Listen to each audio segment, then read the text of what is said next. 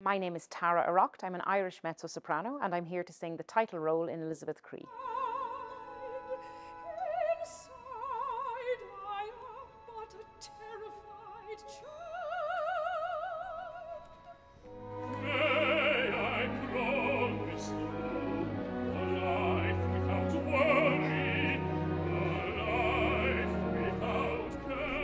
She's an interesting woman. 1700s London was a dirty, grimy place where people had to strive to live till 30. Like, that was the goal of most people. If they could ever get there, it was a big wish, and not possible, certainly not for women. She was orphaned quite young, left alone in this city.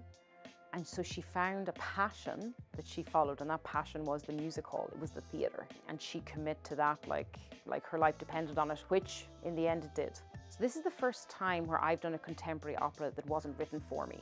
Interestingly, this time with this production, the clever team here at Glimmerglass picked Alison Moritz.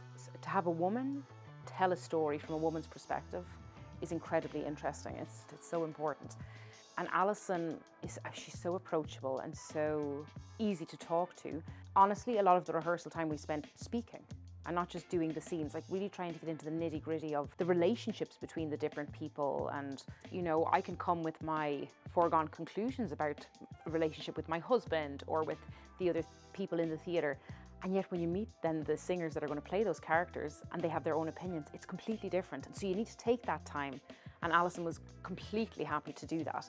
So it was a very collaborative experience from top to bottom, which is immense then when you're building a show like this that is practically brand new. For me, the most interesting thing with this work, I don't sing very often in English. And as an Irish person singing an opera that's written in London that has both quite a posh English and a very Cockney English, that has been a real challenge for me. I won't say it's the easiest thing I've ever learned, it certainly is not. Once you get to know the tonality of Kevin Putzen, he has a tonality. You sort of know how to play with the phrases and what to do with that. He came for the first Orchestra Sitzprobe, so the first rehearsal with the singers in the orchestra. We also made some changes that day. Changes I didn't ask for, but changes that he offered, and they were just so helpful because I was able to take it then from the page and make it my own. That's not something we can do with anybody else. It's a gift to be able to do that.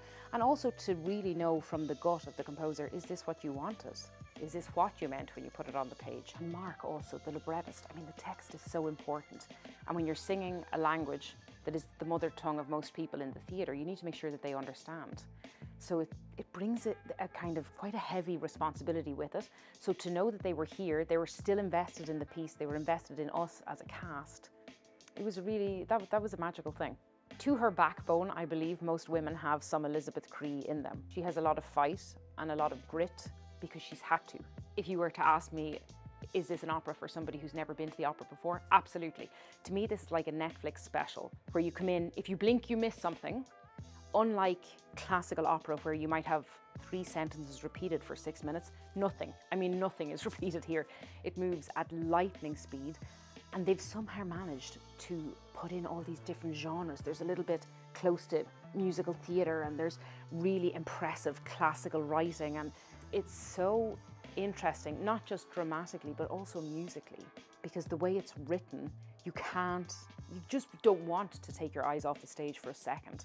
So I would say not only for avid opera lovers is it interesting, the cast is spectacular. The young artists that are in this piece, they've been an inspiration to watch. Their openness to trying new things dramatically and musically has been awe-inspiring, because when you're that young and you're at the start of your career, it's a big risk to do that. And they have been so open, they deserve everybody's support. But I would also say that the show that Alison made is so colourful and so brilliant that you leave mesmerized. And there's so many different things that you could leave the theatre with. It's not just happiness or shock or sadness, or it's a mixture of a whole tumultuous storm of feelings. So I think there's something in there for everybody. As a mezzo, I spend a lot of time as a man, actually, in a season. And in this, I get to do everything.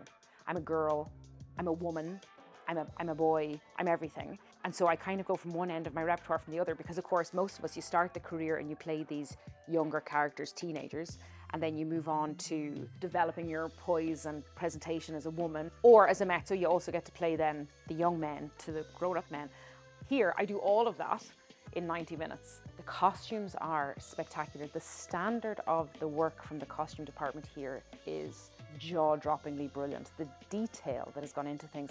And also, I mean, the opportunities they give in the costume department also to the apprentices. I have one beautiful hat in the library scene that was made, designed and finished by an apprentice, and it's so stunning. You nearly want to stop and show the public and say, like, do you know that somebody so young has made this? I mean, it's incredible. The opportunities the company give here to people in every department are so brilliant. Opportunities you couldn't get anywhere else, really anywhere else in the industry. All of that makes this show special. So there's every piece of every costume is really special. Every prop is special. It's been handmade by somebody that's gone to a huge effort and has been here for months, even, you know, weeks and weeks before I ever arrived.